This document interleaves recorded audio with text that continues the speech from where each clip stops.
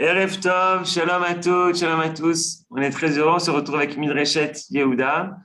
Shavua Tov, dimanche soir, il est 19h32 en Israël. Et on se retrouve avec Ariel Assaf pour parler de l'incroyable saga des Sobotniks. On va parler un peu du Shabbat, de la Russie, de l'URSS, d'Israël et de cette fabuleuse communauté des Sobotniks. Bechavod Ariel. Bien, alors, bonsoir tout le monde et c'est un plaisir de vous retrouver. Alors, on va effectivement parler des Sobotniks, des Russes provoslaves à l'origine, qui se sont convertis et qui ont fait le chemin depuis les rives de la Volga jusqu'aux collines de Galilée. On va essayer de comprendre qui étaient-ils et pourquoi ils sont venus en Israël, et ce qu'ils ont cherché en Israël et ce qu'ils sont devenus jusqu'aujourd'hui dans l'épopée sioniste. Alors, on commence. Je vous montre la carte. On est entre la mer Noire et la mer Caspienne. La ville que vous voyez en haut de l'image, Volgograd, anciennement Stalingrad, et en bas de l'image à droite, Astrakhan. Les deux sont sur les rives de la Volga. Et c'est plus ou moins la région où commence ce mouvement qu'on va appeler les Sobotniks, que je vais tout de suite définir. J'ai aussi marqué un village, le village de Solodniki, parce qu'on parlera plus précisément d'une famille qui vient de ce village de Solodniki, mais on voit la région c'est le sud-est de la Russie, entre la mer Noire et la mer Caspienne. Dans cette région-là, qui était l'ancien royaume des Khazars, Khazars, cette tribu qui s'est convertie au judaïsme, dans cette région-là, les Russes sont des Russes provoslaves, donc des églises russes orthodoxes. Mais déjà, depuis plusieurs siècles, on a vu, surtout à partir du XVIIIe siècle, on voit des gens qui se tournent vers une observance de la Torah, de l'Ancien Testament. Ils se rendent compte qu'il y a un problème. Ce que l'Église leur racontait, ce n'est pas tout à fait ce qui est marqué dans la Torah. La Torah parle de faire le Shabbat, or l'Église prône le dimanche. La Torah interdit de manger le porc, or ils mangent du porc. Et donc, ces gens vont commencer à observer le Shabbat, à revenir vers l'observance de ce qui est marqué. Ça nous rappelle un peu ce dont on avait parlé dans la conférence sur les Juifs de San Nicandro.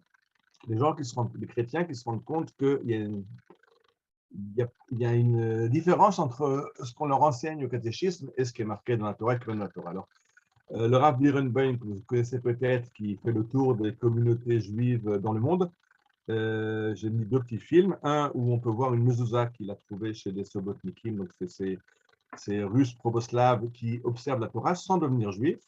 En Russie, il y en a jusqu'aujourd'hui encore. בכפר אילינקה. המזוזה הזאת היא לכאורה מזוזה רגילה, יש בה בית מזוזה, יש בה שמע ישראל, אבל כיוון שלא היה בקהילה, לא היה סופר שיכתוב את שמע ישראל, לקחו דף מתוך סידור רוסי עם שמע ישראל והכניסו את הדף המודפס לתוך המזוזה. נדמה לי שיש בכך רעיון מקסים. יהודים בכל הדורות, בכל המקומות, ניסו לשמור על יהדותם. לפעמים על פי ההלכה ולפעמים על פי הלב.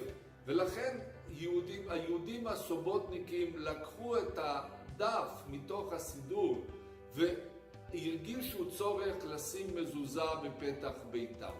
החפץ השני הוא החפץ הזה. המצבה הזאת...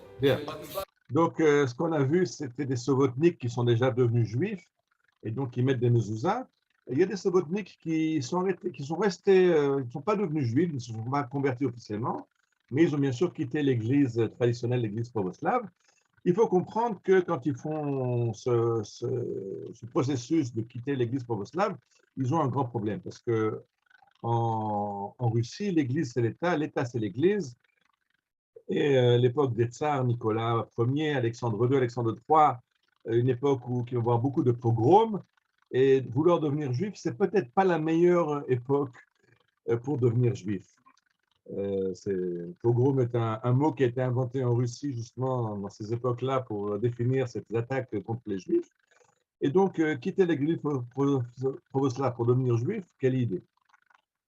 C'est aussi à la fin du 19e siècle, le grand exode des Juifs de Russie qui, on voit derrière le shtetl qui est détruit, qui brûle, et les Juifs qui prennent la route de l'Exode. Alors, quand ces gens-là, ces Russes chrétiens, vont vouloir devenir Juifs, on leur dit, mais vous avez un problème, qu'est-ce qui se passe?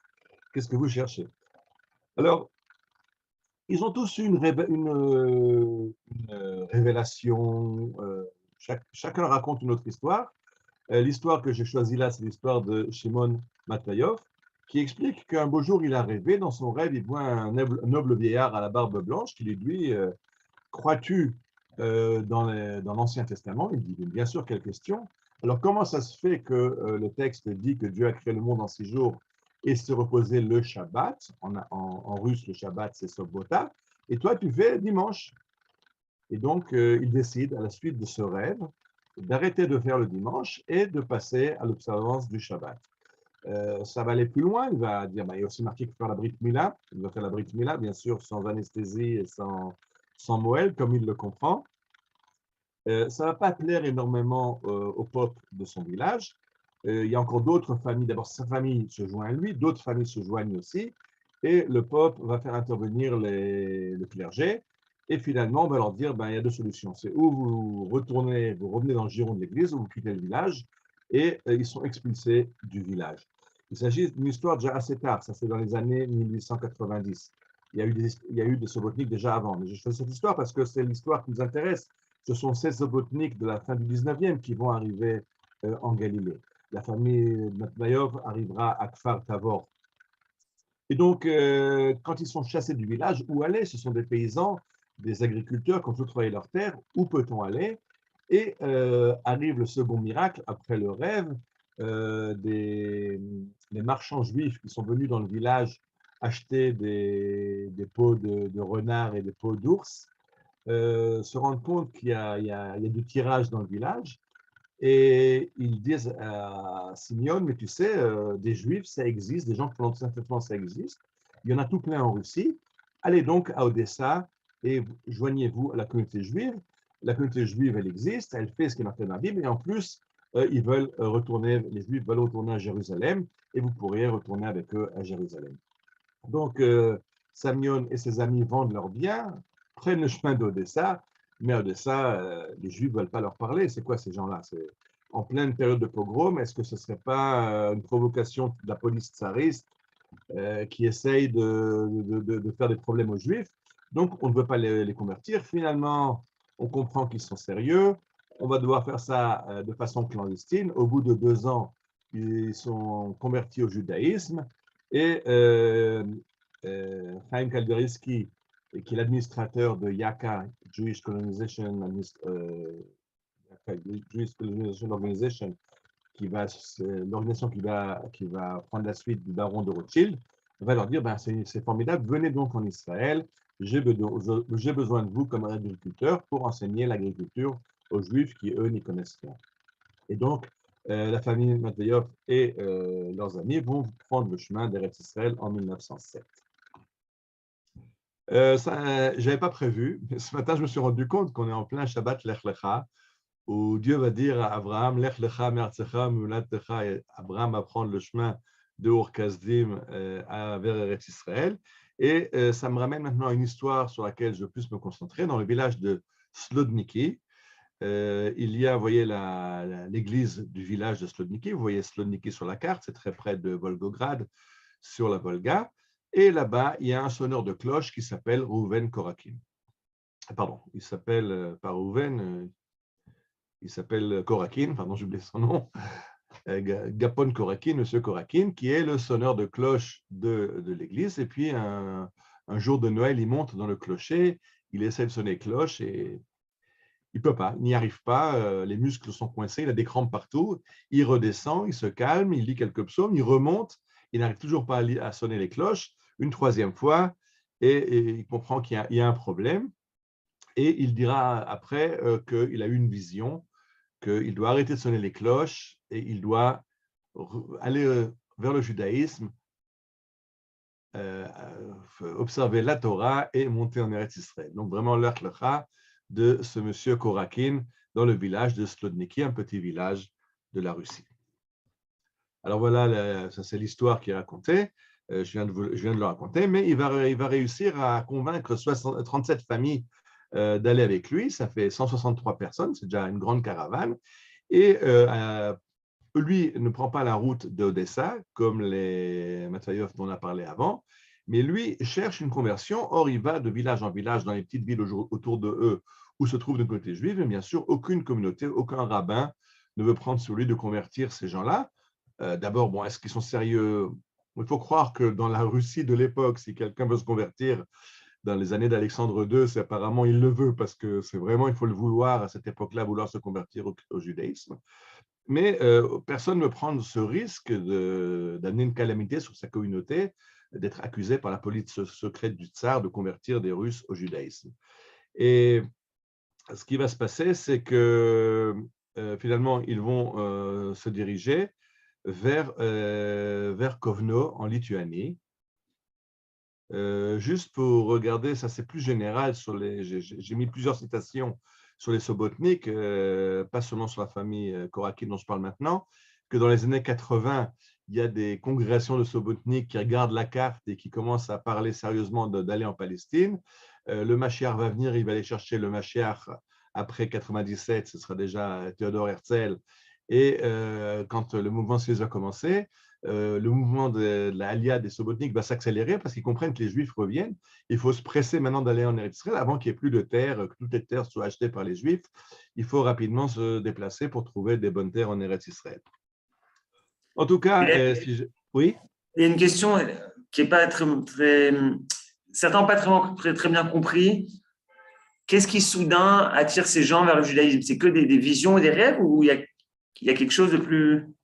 Ils racontent tous qu'ils ont eu des visions et des rêves, et il y a un mal à gérer avec ce qui se passe dans l'Église. Bien sûr, c'est toujours, on a vu ça dans les Juifs sans Nicandro, ils ne sont pas contents de ce qui se passe à l'Église, et alors en plus ils se rendent compte, ils commencent à lire les textes et voir que ça ne correspond pas à la Torah, et créer des communautés qui sont en marge. Il y aura d'ailleurs trois groupes de Sobotniks, et les Sobotniks qui vont se convertir au judaïsme, c'est ce dont je parle.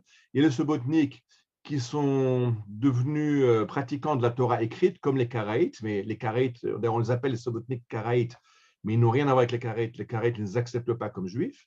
Et les Sobotniks qui sont restés russes, chrétiens, sauf qu'au lieu de faire le dimanche, ils font le Shabbat et ils ont pris des mitzvot à droite et à gauche, comme ils l'entendent, mais qui sont restés chrétiens provo-slaves, un peu différents.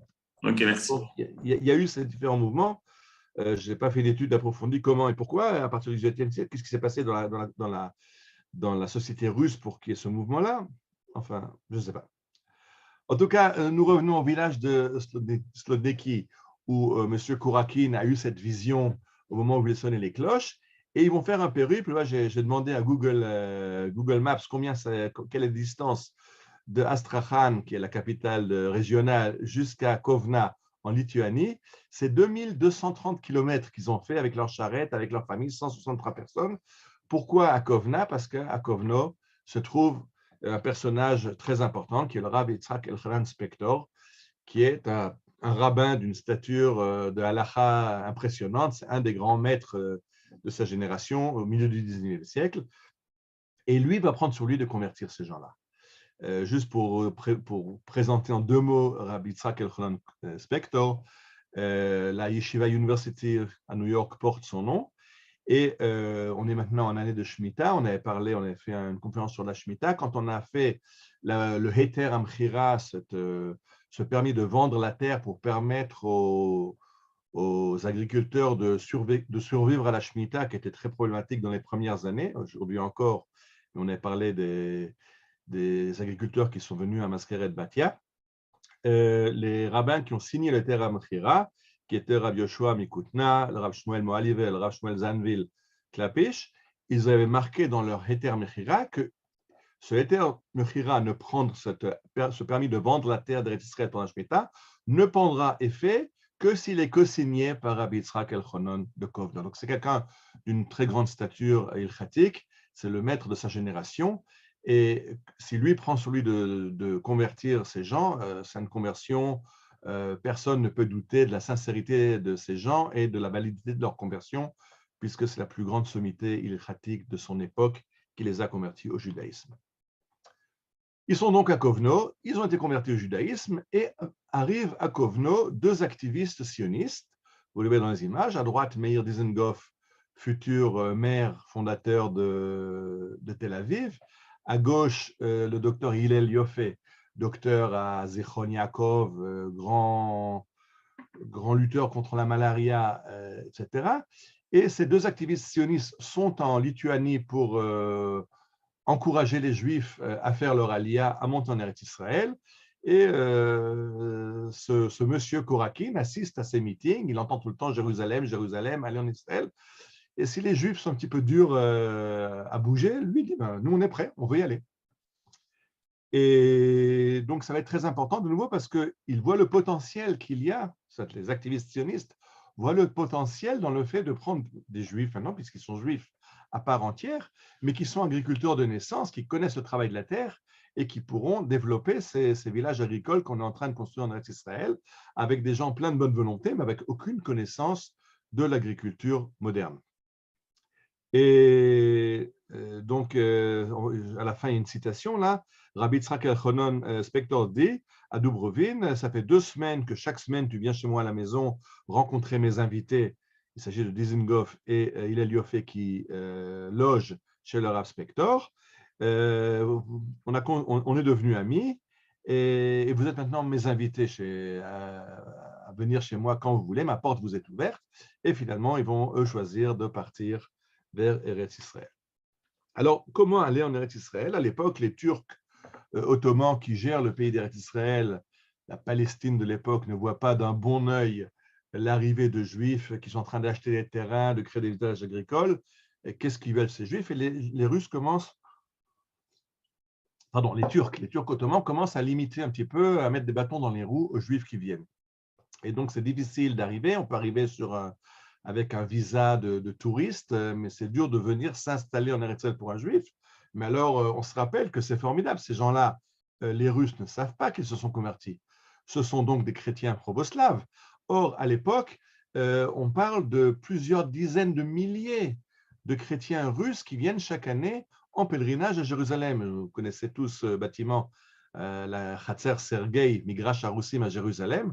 Ça, c'est le bâtiment comme il était à la fin du XIXe siècle. Il n'a pas beaucoup changé depuis, sauf peut-être les drapeaux russes qui ne flottent plus dessus, bien qu'Israël a rendu le bâtiment à la Russie. Et donc, on leur dit, ben, venez comme pèlerins, ne dites à personne que vous êtes juif, et comme ça, vous pourrez venir en Eretz Israël. Et c'est ce qui se passe. Ils montent sur les bateaux, vous voyez à gauche le bateau, vous voyez les pèlerins russes sur le bateau. Je crois que le premier devant m'a plutôt l'air d'être un pèlerin juif. Enfin, derrière, on voit déjà des chapeaux plus russes. Et donc, parmi ces pèlerins se trouve le groupe de Korakin qui vient en Eretz Israël comme pèlerins russes. Quand ils arrivent au port, à Yafo, il y a un problème, c'est qu'il y a des gens sur le bateau qui doutent un peu de leur sincérité. C'est à Pessah, ils ont vu qu'ils ne mangeaient pas de pain, ils se réunissaient de côté, ils se sont dit, est-ce que c'est vraiment des pravoslaves ou pas? Et donc, il y a des pèlerins qui vont dire aux autorités portuaires, allez donc vérifier ces gens-là, ils sont louches. Donc, il va y avoir enquête de la police turque, mais bien sûr, on leur demande de réciter les prières, ils les connaissent, ils savent se signer, ils connaissent toute la religion pravoslave comme tous les autres sur le bateau, donc il n'y a aucun problème. Ils arrivent à débarquer et de là, ils vont aller rejoindre les établissements agricoles, les moshavot de la première Aliyah. Alors, celui qui est en charge de Yaka, on en a parlé tout à l'heure, de la Jewish Colonization Organization, qui a continué l'œuvre du baron de Rothschild, s'appelle Chaim Margalit Kalvariski. Et lui vient d'acheter 80 000 dunams, c'est-à-dire 8 000 hectares, c'est une grande surface de terrain, dans le sud-est de la Galilée, la région qui est aujourd'hui au nord de Afula, à l'ouest de Tibériade. Or, il y a un problème, il faut rapidement s'installer sur le terrain. Autrement, d'après les lois turques, on perd le bénéfice de l'achat, et donc il va créer 7 moshavot, 7 villages agricoles. Vous avez les noms devant vous, Kinneret, pas le kibbutz de Kinneret, qui lui sera un peu plus tard la moshava de Kinneret, Menachemia, plus tard Menachemia, Yavneel, Kfar Tavor, qui s'appelle Mesra à l'époque, Sedjera, qui aujourd'hui s'appelle Ilania, et Mitzpah. Et donc, ces villages sont créés. Et Chaim Kanievsky dit, ben, je vais les envoyer quelques sobotniks dans chacun de ces villages. À l'origine, les sobotniks voulaient être ensemble. Leur idée avait été de créer un village de sobotniks en Eretz Israël. Chaim Kalbaritsky va leur proposer de s'éparpiller dans les villages. Et en fait, ils vont accepter parce qu'ils ont un problème. C'est qu'ils se sont convertis, une conversion d'après le jeudi, d'après les meilleures autorités de la halakha, mais c'est toujours une réticence d'accepter des convertis, surtout quand ils viennent en grand groupe entre eux qui parlent russe, etc. Et donc peut-être qu'en se séparant, on pourra mieux s'intégrer dans la société juive, et donc ils acceptent, et on en retrouve 2-3 familles dans chacun des villages, de ces villages de Galilée orientale. Alors on les voit, à droite, vous voyez Eliaou Protopopov. J'ai fait une erreur tout à l'heure, vous m'en excuserez. Celui qui a eu la vision dans l'existence de la cloche, ce n'était pas Korakin, c'était Eliaou Protopopov. Protopopov, ça veut dire l'adjoint au Pope. Pope, c'est le curé chez les pravoslaves, c'est l'adjoint curé, c'est lui qui était responsable des cloches. Eliaou Protopopov, qui lui donc devient agriculteur à Sedjera, aujourd'hui Ilania. Et ce qui se passe, c'est que dans Galilée, dans les collines de Galilée où ils sont, il y a un gros problème, il y a un manque d'eau terrible. Si Israël est un pays qui manque d'eau, cette région-là est très sèche et donc on ne peut pas faire des vergers parce qu'il n'y a pas assez d'eau pour arroser les arbres. Donc, ils vont vivre essentiellement de la falcha, ils vont faire pousser du blé, des céréales. Plus tard, quand on amènera l'eau, on pourra irriguer et mettre aussi des vergers. À leur époque, c'est surtout donc de la falcha, du blé. Dans l'arrière-plan, je crois que c'est le mont Tabor qu'on voit derrière, je ne suis pas sûr. En tout cas, ils sont dans cette région-là. Et à gauche, vous voyez aussi un autre métier qui est plus dévolu aux femmes, c'est l'élevage des oies. L'oie, c'est un oiseau de basse-cour très courant en Russie. En Israël, il peut s'avérer qu'il n'est pas adapté au climat. Ils ont besoin de la nourriture des oies beaucoup trop chère. Et finalement, on va arrêter cette élevage des oies. Mais au départ, il y a un élevage d'oies dans les Moshavot. Ceux qui se rappellent, ceux qui ont visité peut-être Khatsar Kinneret, connaissent la photo là-bas de Rachel Blobstein, Rachel, la poétesse de Kinneret, qui garde les oies et qui rencontre Zalman Shazar, le futur président d'État d'Israël. Donc, il y a les oies et les champs. Là, vous voyez le Korakin, c'est un de ces sobotniks qui tire sa charrue tirée par 2 chevaux dans les champs. Regardez de quoi ça a l'air. C'est assez difficile, ça ne ressemble pas énormément aux champs des bords de la Volga qu'ils ont quittés, mais ils s'entêtent et ils vont réussir à gagner leur vie, à développer leur village et à se nourrir de leur labeur. J'avais fait l'année dernière une conférence sur le voyage des Massa HaRabbanim, ce périple qu'ont fait les rabbins, le Rav Kook et le Rav Chaim Sonnenfeld de Jérusalem pour rencontrer les villageois dans les Moshavot et dans le premier kibbutz de Dgania qui existe déjà. C'était en 1913. Et j'avais raconté que quand ils arrivent à Yavniel, arrive un paysan russe, sobotnik russe, les Juifs aussi beaucoup étaient de Russie, mais arrive un sobotnik, donc un de ces guérim, un de ces convertis qui arrive à Yavniel, lui vient de Bet Gan, c'est pas loin, et dit au Rav Kook, c'est terrible, j'habite à Bet Gan, les Juifs ils sont pas sérieux, ils vont pas à la synagogue, ils sont pas sérieux dans l'application de la Torah, et c'est le sobotnik qui essaie de remonter le niveau religieux, d'observance religieuse des Juifs de la Moshava de Bet Gan. Alors, la plupart d'entre eux n'ont pas appris l'hébreu, ils ont beaucoup de mal avec la langue, donc ils utilisent des sidurim traduits en cyrillique. Certains n'auront même pas le sidour traduit en cyrillique, mais un sidour hébreu, mais l'hébreu écrit en lettres cyrilliques pour qu'ils puissent lire. Là, vous avez juste la prière pour la bonne santé du tsar Nikolai Alexandrovitch. Bon, il en fallait aussi, si on ne veut pas être exterminé par la police du tsar. Donc, ils ont du mal un petit peu avec l'hébreu. Ils essayent, ils font beaucoup d'efforts méritoires. Ce qui va être important pour eux, c'est que la première génération quand ils se convertissent, en général, le père et la mère prennent les noms d'Abraham et Sarah. Donc, ils veulent revenir à des racines bibliques et pratiquement toutes ces familles ont au départ l'ancêtre de la famille, l'ancêtre sobotnik, c'est Abraham et Sarah. Les Protopopov, il s'appelait Samuel, donc il a gardé son nom de Samuel. Il n'a pas besoin de chercher un nom juif en Abraham, puisqu'il était déjà Samuel avant, et il est resté Samuel Protopopov. Après, il deviendra Shmueli. Bon, mais ce n'est pas évident de devenir juif. Il y a des choses, des fois, qui ressurgissent. Alors, le baron Rothschild arrive, fait une tournée des Moshavot dans la Galilée.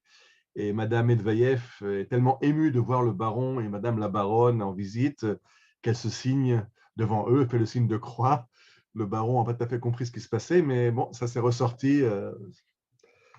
C'est pas grave. Ce qui va être plus grave, c'est qu'un des Kourakines, je ne sais pas si c'était à Pourim, en tout cas, il a décidé de se saouler un petit peu. Il se saoule, il est à la synagogue, et alors, dans son état d'ébriété, il proclame ce qui est marqué devant vous en cyrillique, vous le voyez tous, BS, je ne sais pas le dire, alors je vais vous le faire dire, j'ai demandé, voilà. Bijidov spasai Rossию. Bijidov spasai Rossию, ceux qui ont reconnu, vous avez reconnu la voix de notre ami Eliezer Chagorodowski. Je lui ai demandé de me l'enregistrer. Et ce que commence à crier Kourakine en pleine synagogue à Sedgera, c'est frapper les Juifs et sauver la Russie. C'était un des slogans des pogromistes, frapper les Juifs, vous voyez l'image, frapper le Juif qui est attrapé par la queue, là, et puis le Cosaque qui est en train de frapper avec un fouet. Mais disons que arriver à la choule en Eretz Israël pour entendre quelqu'un crier frapper les Juifs et sauver la Russie, ça fait un petit peu mal aux Juifs qui sont à la synagogue à ce moment-là. Bientôt va être la Première Guerre mondiale, et à la Première Guerre mondiale, à Sedgera, l'histoire m'était racontée par une guide qui s'appelle Shmueli, qui est la descendante de Protopopov. Elle a dit le nom, je ne me rappelle plus, je ne l'ai pas noté. Une de ces femmes sobotniques va à la Tfila, il y a une grande prière à la synagogue de Sedgera, où on prie pour être épargné par cette guerre mondiale où les Turcs et les Allemands se battent en Palestine contre les Anglais. Et à la fin de la prière, en rentrant à la maison, une de ces dames dit à son amie, tiens, viens chez moi à la maison. Elle va au coin, dans un des coins du champ, derrière la maison, et elle déterre les icônes russes qu'elle avait amenées avec elle. Je vous rappelle qu'ils avaient dû amener des icônes pour se faire passer pour pravoslaves, pour qu'on les laisse monter sur le bateau comme pèlerins russes. En arrivant, ils ont enterré ces icônes dans le champ, ils n'en ont plus besoin. Et elle déterre ces icônes et dit, on va aussi prier le petit Jésus, on ne sait jamais lequel Dieu est le meilleur. Alors, on a prié le Dieu juif à la synagogue, on va encore prier aussi Jésus, puis en espérant que dans les deux, on aura prié le bon et on sera sauvé de cette guerre. Bon, c'est très sympathique. Je raconte ça parce que ça explique un petit peu les problèmes d'intégration que ces gens vont rencontrer quand ils essaient de s'intégrer dans la population juive des Moshavot, des colonies agricoles du fin du 19e et début du 20e siècle. Alors, quelques témoignages sur les Sobotnikim. Le premier témoignage, Hagerim Yadou et Taïkarut. Ces Guérim connaissaient leur boulot, ils connaissent l'agriculture. Et donc, ils pouvaient être des moniteurs agricoles pour ces Juifs qui n'avaient jamais senti l'odeur de la terre depuis des siècles. Yosef Klozner, l'historien, écrit ce sont des travailleurs acharnés et qui ne râlent jamais. Et ça, c'est très différent des paysans juifs qui, eux, râlent tout le temps. Alors, ça énerve beaucoup les Juifs parce qu'ils vont tout le temps se plaindre à l'administration du baron, puis aller après l'administration de Yaka, qu'il leur faut plus de subventions, que la récolte a été mauvaise et qu'il faut les aider, que leurs vaches n'ont pas donné de lait, et puis ils n'arrêtent pas de râler, et puis ces gens ne râlent jamais. Donc, ce qui va se passer, raconte Klozner, c'est qu'il a vu à Metula que les Sobotniks ont commencé à râler aussi. pour se faire intégrer dans la communauté, parce que tant qu'ils ne râlent pas, les autres leur en veulent. Et nous, on râle tout le temps on râle pour tout. On va chez les administrateurs qui nous disent, mais regardez donc les Sobotniks, eux, ils ne râlent pas, ils travaillent et ils se débrouillent. Pourquoi vous faites la même chose? Donc, les Sobotniks ont commencé à râler aussi pour jouer aux Juifs et se faire accepter par la communauté juive autour d'eux. Et le dernier témoignage que j'ai amené là, c'est un témoignage de Chaim Margaliot Kalvariski, donc l'administrateur, qui dit les femmes de ces convertis travaillent au jardin et dans les champs avec leur mari, et si leur mari tombe malade ou si jamais il décède, elles ne désespèrent pas et elles prennent le relais et continuent à travailler, à la différence des femmes d'agriculteurs juifs qui viennent, elles, demander des aides si jamais leur mari est malade ou décède, elles viennent demander à être prises en charge par l'administration. Alors, on voit que c'est bien d'avoir des agriculteurs qui connaissent le métier, ils peuvent enseigner aux autres. D'un autre côté, ils sont russes, ils parlent russe, ils ont encore des fois des réminiscences de leur passé proboslave. Ils réussissent trop bien par rapport aux agriculteurs juifs qui ont beaucoup de mal à sortir leur pitance de la terre. Et donc, ça crée des envies, ça crée des jalousies, et l'intégration n'est pas facile.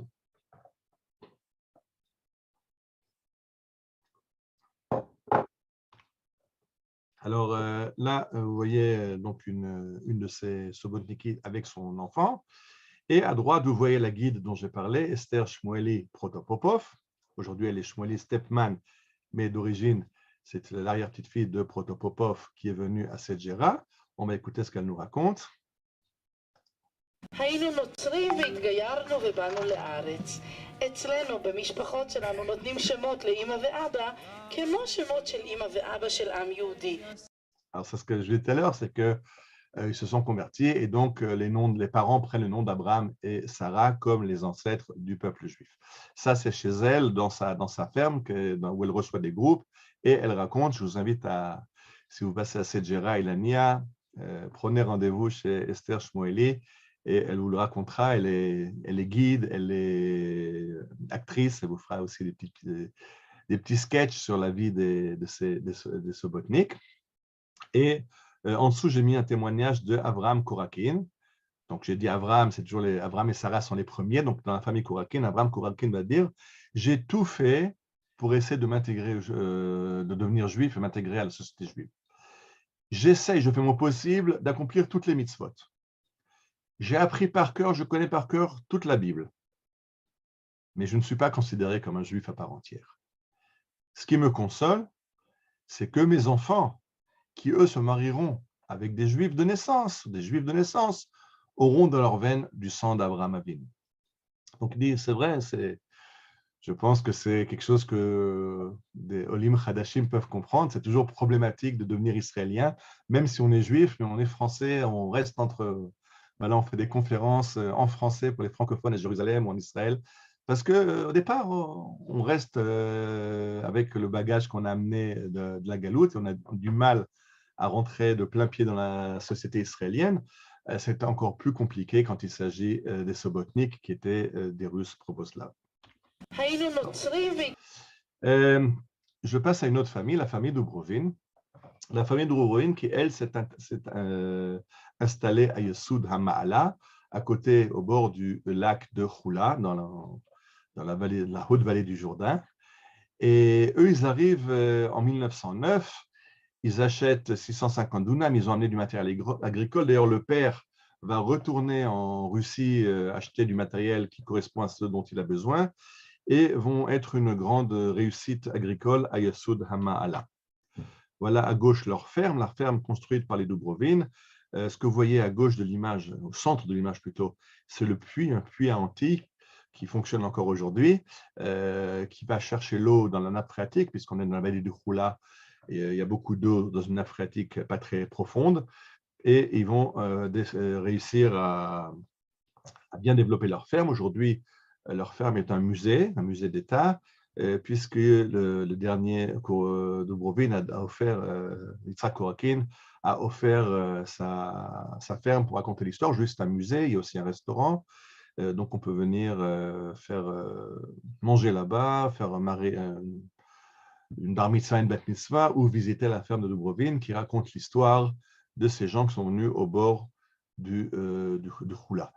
Maintenant, dans un livre qui s'appelle La Tril Mibreshit, Hermona Simon raconte que c'était les meilleurs agriculteurs, ceux qui ont le mieux réussi.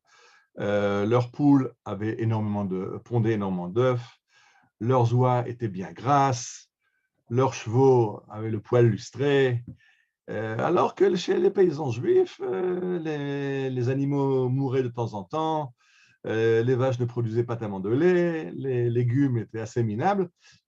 Évidemment, ça fait des siècles qu'on n'a pas fait d'agriculture. Les Dubrovin, eux, sont agriculteurs de père en fils. D'ailleurs, une fois, Dubrovin a dit à Kalvariski, en rigolant, moi, j'ai commencé à labourer encore dans le ventre de ma mère, comme embryon. L'agriculture, ce n'est pas quelque chose qui s'apprend, c'est quelque chose qui se tête avec le lait maternel. Et le fait de donner de l'argent, des prêts à des gens pour qu'ils viennent travailler la terre, ça n'en fait pas encore des agriculteurs. Ça, c'est ce qu'il disait à Kalvariski, qui était administrateur, justement, qui achetait les terrains et qui donnait des aides aux Juifs qui venaient fonder les moshavot, et ça donnait à l'agriculture. Et moi, j'ai ça encore depuis le ventre de ma mère. Donc, c'est tout à fait une autre catégorie d'agriculteurs. Et effectivement, il y aura en 1922 un concours agricole en Israël, à Rosh Pina, et il y aura 26 vaches qui vont venir se mesurer au concours de la plus belle vache, la plus grosse vache des fermes de Palestine de l'époque.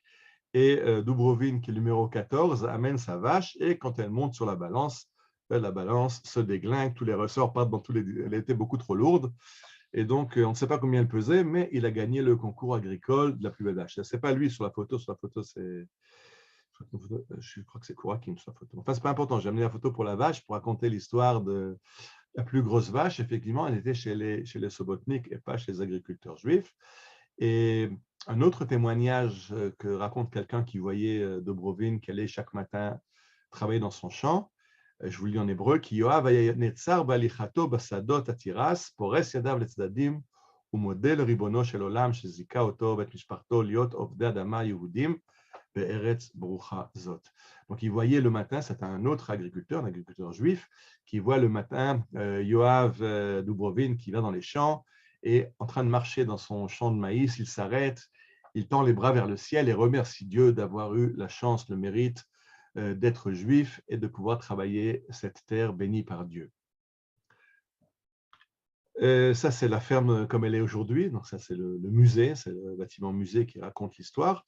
Il raconte, en fait, il y a des bâtiments derrière que vous ne voyez pas sur la photo. L'autre bâtiment raconte l'histoire avec les outils agricoles, les outils de ménage, etc. Ce bâtiment que vous voyez devant vous raconte l'histoire des gens de Yesodamala, les Dubrovin et autres. Et là, c'est déjà beaucoup plus triste comme histoire, parce que je vous ai dit qu'eux, ils se sont installés au bord du lac du Choula. Le lac du Choula a été asséché par l'État d'Israël, par le KKL dans les années 50, pour offrir plus de terres arables. Mais à cette époque, ce lac est infesté par les moustiques d'Anopheles, donc la malaria est reine dans le marécage. Vous voyez à gauche le moustique d'Anopheles qui a fait des ravages, et Dubrovin perd 2 enfants. Il y a certains à Yesodamala qui ont perdu 11 enfants. Il y a une liste là-bas des gens qui décèdent. Dans le musée, il y a l'histoire d'une famille où un des enfants, un des fils doit se marier, et le matin du mariage, la maman de la Kala dit « Arrêtez tout, je ne veux pas de mariage ». Et mais qu'est-ce qui s'est passé? Tu as un problème avec ton gendre? Et il dit, mais regardez-le, il est jaune, il a la malaria. Et le soir, effectivement, dans la nuit, il s'alite, et le lendemain, il est décédé. Et la mère a dit, je ne veux pas marier, je ne veux pas que ma fille soit veuve le lendemain du mariage. Donc, la situation sanitaire était catastrophique au bord du Choula, et les Dubrovin ont dû faire un choix. Ils ont déjà perdu 2 fils, il leur reste encore 2. Est-ce qu'ils restent au bord du Choula et Yesodamala, ou est-ce qu'ils se déplacent vers l'intérieur des terres, et ils décident de se déplacer vers Rosh Pina, qui n'est pas très loin, mais qui est un peu plus en hauteur, et là-bas, l'air est plus salutaire, pardon. Et alors là, j'ai 2 histoires. La première histoire, c'est que chez les Dubrovin, il y avait en permanence un des 8 chevaux qui était prêt à aller chercher le médecin, appeler un médecin aux cheveux d'un quelqu'un qui venait d'attraper la malaria. Et c'était à tel point une opération quotidienne d'aller chercher un médecin que les chevaux ça connaissait le chemin. Et quand on sautait sur le dos du cheval, directement, ils prenaient la route de la maison du médecin. Donc, ça montre un peu le problème de vivre à Yesud-Amala. Et finalement, ils décident, les Dubrovin décident de se déplacer. Attendez, avant qu'ils décident de quitter, en enterrant un de leurs fils, vous avez en caractère gras le hesped de Yoav Dubrovin, qui est l'ancêtre, et qui dit Altiv kula metim, en laharher achem edotav shel Akadosh Baruch Hu. Ne pleurez pas les morts, on n'a pas de grief contre les desseins de Dieu. Si Dieu a voulu le prendre, c'est Dieu qui l'a voulu. Et nous, on est en Israël, on fait cette mitzvah de développer Israël. Et ça, c'est ce qu'il a dit au premier enfant qu'il a perdu. Mais quand il a déjà perdu deux, il décide de quitter vers Rosh Pina pour sauver plus que ses enfants encore, c'est les petits-enfants. D'ailleurs, il va laisser un de ses fils, Yitzhak, garder la ferme. Yitzhak ne va pas se marier, c'est lui qui va offrir la ferme plus tard pour en faire un musée. Et Motzei Shabbat, après le Shabbat, Yoav Dubrovin fait monter sur sa charrette sa femme, les enfants, les petits-enfants, les affaires, et ils prennent la route de Rosh Pina.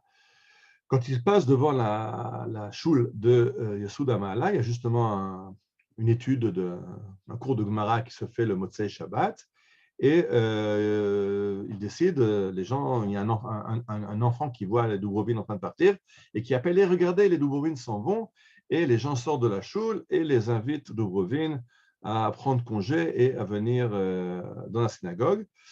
Et alors le responsable du village, plus tard on dira le maskir, le secrétaire à l'époque, on n'a pas encore le maskir, mais le responsable du village ouvre le Haron Kodesh, ouvre l'Arche Sainte devant les Sifrei Torah. Il dit maintenant, Yoav Dubrovin, devant toute l'assemblée, dis-nous la vérité. Ici, dans cette synagogue, devant l'Arche Sainte, devant les rouleaux de la Torah, est-ce que tu ne regrettes pas de t'être converti? Tu as quitté Astrahan, tu es monté pour être un agriculteur juif en Eretz Israël, tu as construit ta ferme dans la Galilée, tu as enterré tes proches, et ce soir, cette nuit de Motzei Shabbat, avec ta charrette et un petit peu de tes possessions, tu quittes ton patrimoine et tu vas à Rosh Pina. Est-ce que tu ne regrettes rien? Yoav ne répond pas. Donc on verra tout à l'heure que les Sobotnikim parlaient le russe, bien sûr. Ils ont après appris l'hébreu, ils ont appris l'arabe. Mais la langue qu'ils parlaient le mieux, c'était le silence. C'était de grands silencieux. Et Yoav ne répond pas. Et David Shob, qui est arrivé de Rosh Pina, lui dit, t'as du mal, il était trop ému pour parler, lui dit, écris ce que tu veux dire. Et Yoav écrit en hébreu, mais avec des lettres cyrilliques. Il ne sait pas écrire l'hébreu avec les lettres hébraïques, avec des lettres cyrilliques, des lettres russes. Il écrit, mes frères agriculteurs, gens de Yesud-Amala, j'ai une consolation dans ce monde, c'est que ces petits-enfants, mes petits-enfants que vous voyez sur cette charrette, Yaakov et Ruth, eux pourront lire la Bible en hébreu. Et vous savez que je ne suis pas venu en Eretz Israël pour m'enrichir, je suis venu uniquement par amour de Dieu. Donc il part, comme il l'a dit en enterrant son fils qu'il avait déjà perdu, sans grief contre Dieu, il part à Rosh Pina. Il va contacter la malaria, d'ailleurs, même à Rosh Pina, et le médecin va avoir pitié de lui et va essayer de donner un médicament qui est censé le guérir, mais à l'époque, on n'a pas de médicament pour la malaria. Et en fait, ce qu'il veut, c'est un médicament qui va abréger ses souffrances, parce que d'après la loi turque, quelqu'un qui est atteint de la malaria est mis en quarantaine. Quarantaine, ce n'est pas le bidoud, comme on connaît aujourd'hui en Israël. Il faut se mettre un peu de côté parce qu'on a le corona, on a la chambre à côté. Le bidoud, la quarantaine chez les Turcs, c'est personne à 100 mètres autour, et en fait, on laisse le malade mourir de faim, puisque de toute façon, il va mourir. Il n'y a aucun soin à donner à la malaria. Et donc, le médecin a pitié de Yoav Dubrovin, qui a déjà plus de 100 ans, lui donne des médicaments pour abréger ses souffrances. Et à sa grande surprise, il retrouve Yoav Dubrovin 2 semaines plus tard en train de travailler au champ. Il a vaincu et la malaria et les médicaments du médecin. Maintenant, je voudrais parler de quelques figures parmi ces sobotniks. Alors, une de ces figures, c'est Reuven Korakin, qui est arrivé en 88 de Slodniki, donc le village que j'avais montré sur la photo, de là où venait Protopopov, qui était le sonneur de cloche. Non, je crois que je me mélange. Je crois que c'était, oui, Korakin, bon, c'est pas important. Mais pourquoi, je vais tout de suite te dire pourquoi. Et donc, il arrive en Israël, il devient agriculteur. Et il est un jour, ça arrive assez souvent, qu'il est assis devant sa ferme, sur le banc devant sa ferme, pour se reposer après son labeur. Et la photo que vous voyez, c'est le mont Tabor. On voit le Har Tabor avec l'abbaye, l'église de la Transfiguration qui est au sommet. Et on voit derrière les champs de Kfar Tavor. Et donc, il est Kfar Tavor et Elania, c'est juste en dessous du Har Tavor. Et assis sur son banc, il opine du chef. Et ses fils lui disent, mais qu'est-ce que tu as? C'est des chrétiens, ils sonnent des cloches dans leur église. Nous, on est juifs aujourd'hui, nous, on ne sonne plus de cloches. Ils sonnent des cloches. Laisse-les, pourquoi tu es obligé d'opiner du chef quand ils sonnent leurs cloches? Et il répond, sonner des cloches, d'accord, ils sont chrétiens qui sonnent des cloches, mais qu'ils apprennent à sonner. Ce que lui, je vous rappelle, c'était à Slodniki, le sonneur de cloches. Il avait reçu sa révélation, il l'avait eu quand il avait voulu sonner les cloches pour Noël et qu'il n'avait pas réussi. Il dit, ils sonnent faux, c'est pas comme ça qu'on sonne des cloches. Alors, ses enfants lui disent, alors va sur le Har Tavor et donne-leur des cours. Il dit, il ne faut pas exagérer, je suis juif, je ne vais pas donner des leçons aux sonneurs de cloches chrétiens comment sonner les cloches. Et le Reuven Korakin, qui est le fils de Yitzhak Korakin, qui est déjà venu, lui va être parmi les pionniers du Shomer. On verra beaucoup de sobotniks dans la sécurité. Alors, il sera dans le gardien de la Moshava Beit Gan. Après, il sera aussi dans les premiers du Hashomer, l'organisation de garde qui a précédé la Haganah. Et en 1911, il va être impliqué dans une affaire qu'on appelle l'affaire de Merchavia, où des Arabes ont essayé de voler comme d'habitude, mais ça finit avec des coups de feu. Finalement, un Arabe est tombé mort. Et la police turque est intervenue, elle a arrêté 7 des défenseurs, bien sûr c'est les Juifs qui ont été arrêtés, et 3 d'entre eux ont fait 11 mois en prison à Akko. Un des 3 était Reuven Korakin. Plus tard, il sera libéré, il sera policier dans la gendarmerie, et il va décéder en 1954 quand de nouveau des bruits dans son écurie le font lever la nuit, et en voulant faire fuir des maraudeurs qui essayaient de lui voler ses chevaux, il a été tué par ces maraudeurs. Donc, ils ont été dans les forces de sécurité, ils ont souvent payé un prix assez lourd pour leur participation.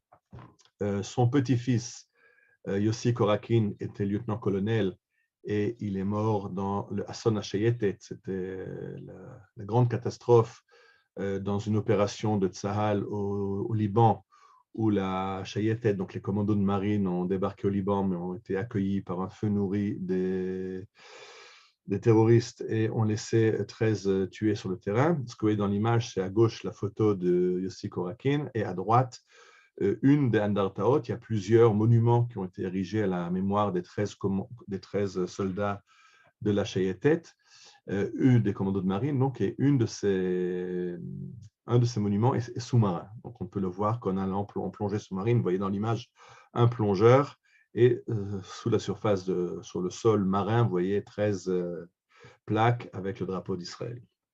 Yossi Korakin, donc, qui est le petit-fils de Reuven Korakin. Alexander Zaid, le chômeur de la vallée. Si vous allez dans Emek Israël, vous connaissez à gauche la statue d'Alexander Zaid au-dessus de Kiryat Tivon.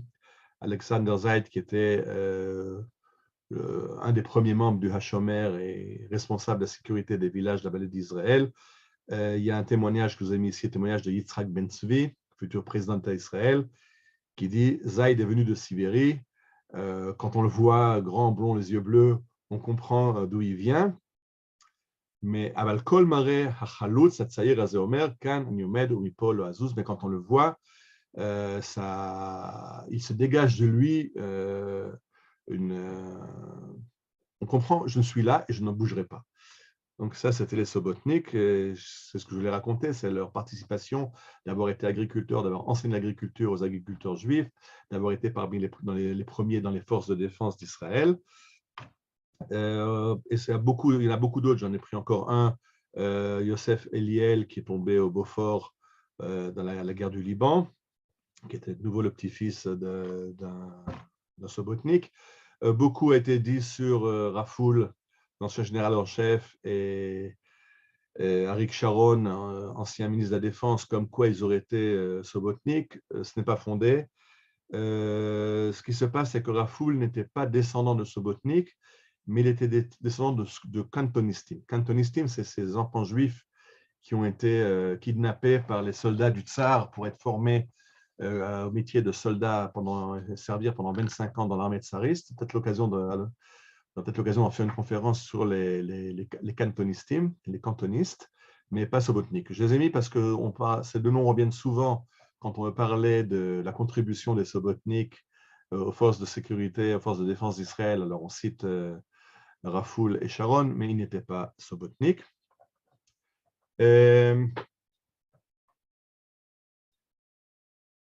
J'ai parlé du fait qu'ils étaient très silencieux, qu'ils parlaient le russe, l'hébreu, l'arabe, mais leur meilleure langue, c'était le silence.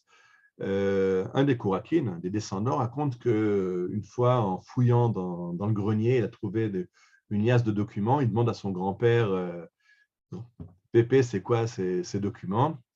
Il dit que c'est la première fois de sa vie qu'il a vu son grand-père s'énerver. Son grand-père l'a frappé.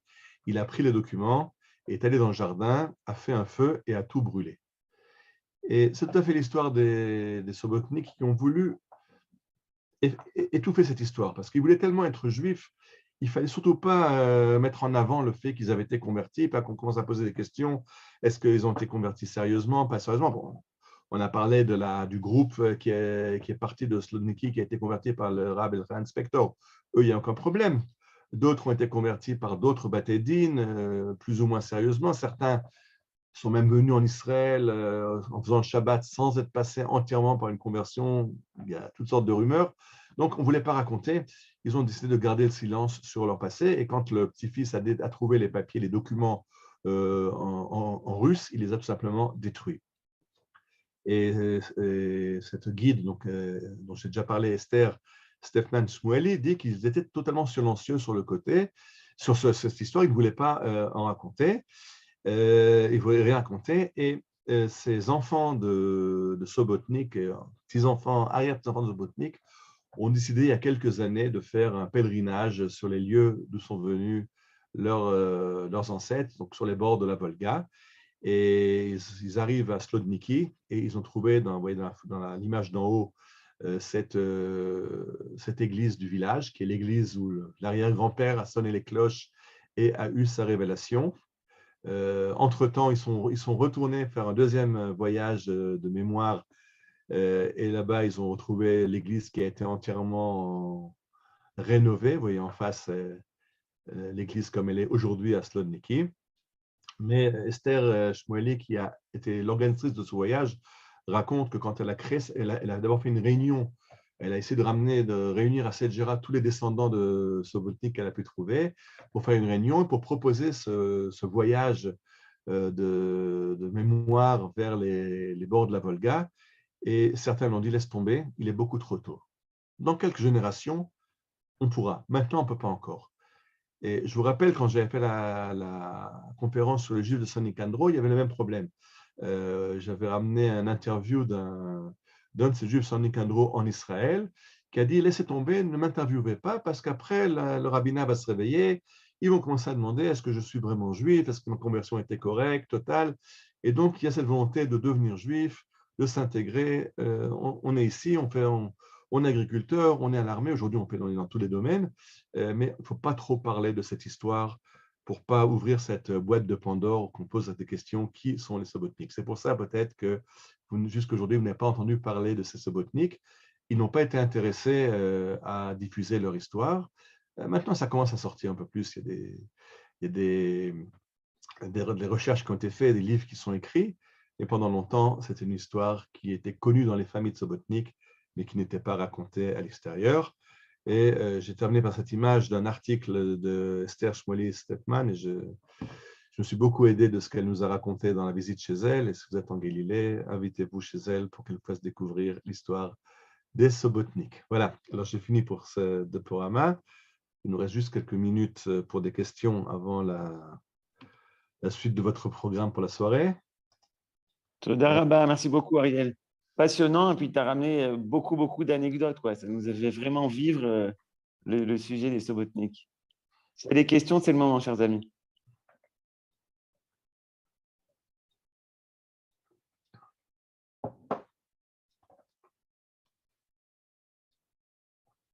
J'en profite pour dire bonjour à ma cousine Nadine, que je vois sur l'écran.